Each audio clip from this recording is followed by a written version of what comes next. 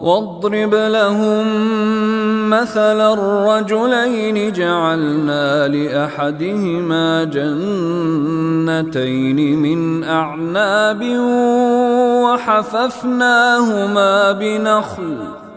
وحففناهما بنخل وجعلنا بينهما زرعا كلتا الجنتين آتت أكلها ولم تظلم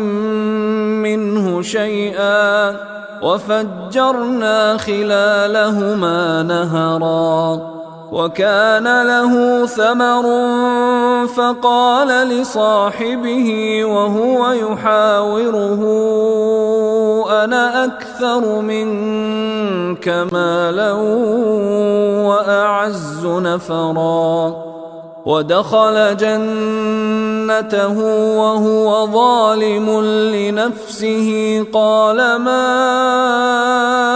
أظن أن تبيد هذه أبدا